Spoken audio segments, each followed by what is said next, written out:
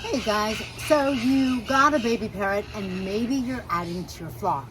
You're so excited and you maybe hear about beak and feather. Maybe if you have gone to a really great breeder or to a great exotic bird store, they will tell you that they tested for beak and feather. That's awesome. Now, what should you do, especially if there hasn't been a test? I'm Kaylin, the author of the Parrot Bliss Bond. I have over 22 species of parrots. I love my parrots. My parrots are my bliss. And my mission is to help you have the most blissful bond you can with your parrots by sharing what I know, sharing what I've learned, and sharing what I have learned from my experts. Today, I wanted to talk to you about beak and feather. This got inspired because I saw a post by my mentor, and the post talks about beak and feather. Now, I'm gonna tell you straight up, I'm so grateful. I have never encountered and dealt with beak and feather. Knock on wood. Where's some wood? Sure, I've encountered some diseases. How could you not? Diseases are a part of life. So there's no such thing as like being disease proof, right? Just like us, our parrots are also sometimes gonna get sick. Sometimes you could take your parrot to your avian vet, and if your vet is like my avian vet, she kind of waves her magic wand when there's just some whatever bacterial infection, and she waves her wand, comes up with the antibiotic, and within days I see things clearing up. Of course, I treat for the full treatment to make sure we really get rid of that bacteria, and then my birds are perfectly fine.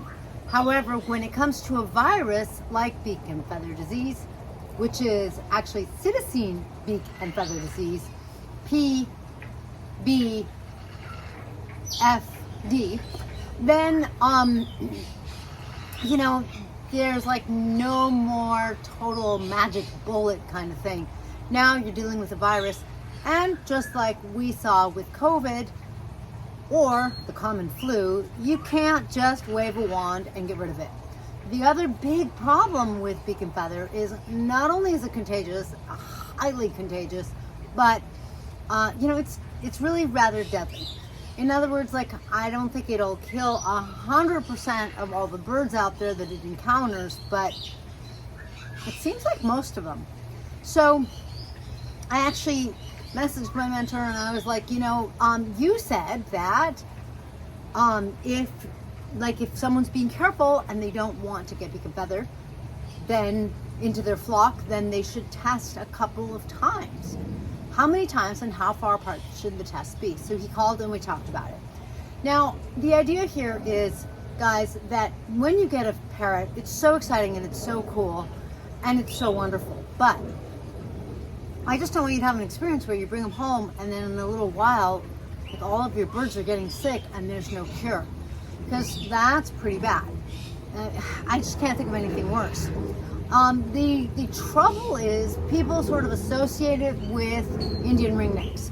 So if you talk to someone who, I don't know, they may or may not be informed, or they may or may not be misleading you, right? I don't know them, so I can't say what's true and what's not true. But if they say to you, oh, only Indian ringnecks get that, well, there is now a new strand or strain, whatever's appropriate for a virus, coming out of Australia that the post was showing or was saying is affecting other birds. In other words, if you go to an exotic bird store and you get a macaw, you're like, it's not an Indian ringneck. We don't need to test for beak and feather. But that's no longer going to be true. Or if you get an Amazon, it's no longer going to be true. What the post is saying and what Tony was saying is that now it's showing up in these birds. The virus has jumped into some other species. The other thing that you really need to be aware of is I have heard of some stores having a problem because they, by mistake, obviously no one does this on purpose, no one wants beak and feather disease. They bring in some Indian ringnecks, but it spreads and they get other birds that are affected. They lose, for example, an eclectus, an African gray. So these are species that don't traditionally carry the disease, but they can still get affected.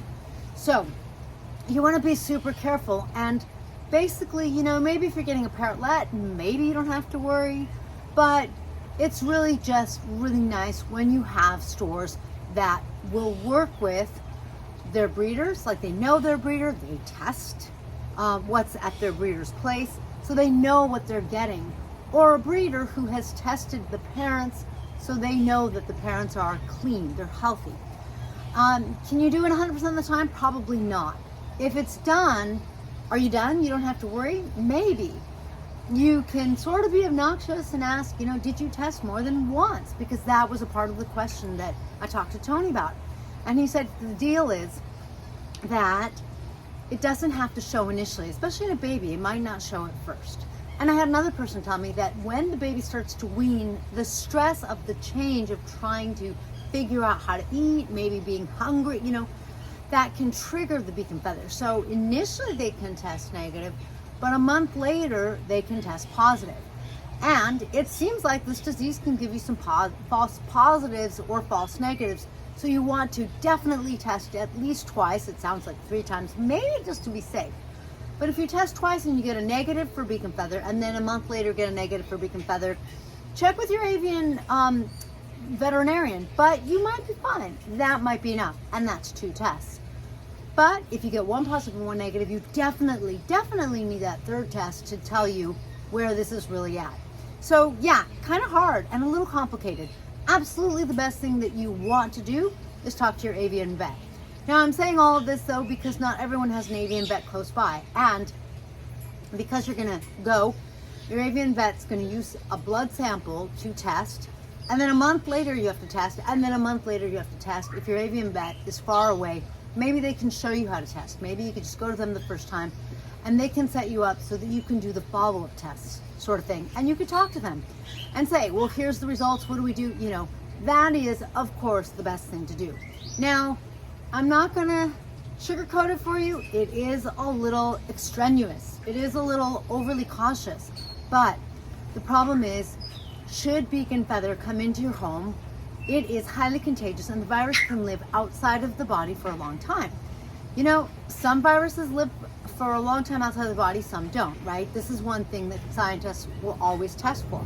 So that means that even if you only have 1 bird, you only get 1 bird, but it comes in to your home and it has beak and feather, and let's say the worst case scenario happens and they die. Or, I don't know what kind of scenario this is, but let's say they have beak and feather disease, but they don't show any signs. They're going to be a carrier, and they don't die, and actually they seem perfectly healthy, and they are. But in both these scenarios, if some time goes by, the disease is really still in your house, because even if there's no bird anymore, the virus can live on a speck of dust, my avian vet said. How ridiculous is that? So in both of these scenarios, you can wait a year, you can wait 2 years, you can wait 3 years. You see where I'm going with this? And you could bring a new parrot into your home and that parrot could be exposed. Is it likely? I can't say. Is it a risk I would take? No. So that means you definitely want to quarantine. I haven't always understood quarantines, and when I've looked them up online, we all know how that information is.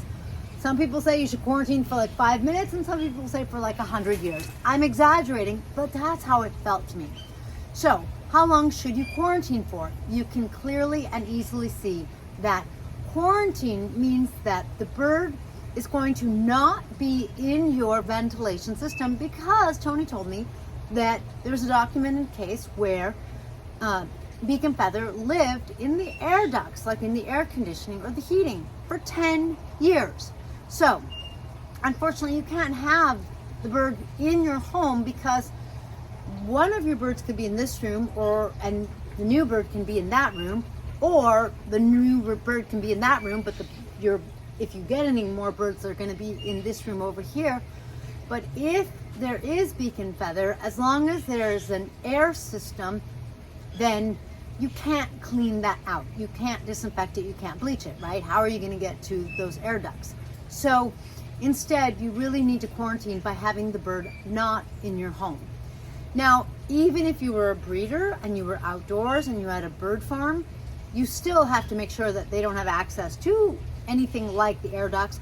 But even outside, if the wind blows and it carries some sort of debris, a feather with the virus on it, dander with the virus on it, a shell, a sunflower shell with the virus on it. I don't measure how far wind goes. I don't know if you know how to measure it. I'm not a scientist. But if that goes from an infected bird to another bird in another cage, that other bird is now potentially at risk. So it's a really difficult and tricky disease. And that's why I'm talking about it. Have I encountered diseases? Unfortunately, of course I have. Like I said, some, my incredible vet just waves her magic wand and it's gone. And then some are more tricky. For example, I'm not going to say it right, chlamydia. That disease takes a long time to eradicate, and I had a very young parrot, and so even though we got rid of the disease, it did the damage, and I think it killed his kidney, so he died. It was horrid.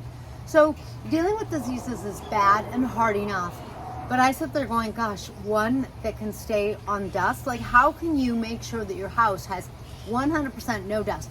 It is 100% bleached so that everything's killed. And how do you do that if you do have other birds in your house or you lose those other birds? So to me, this is a really serious disease. I'm super glad I haven't encountered it.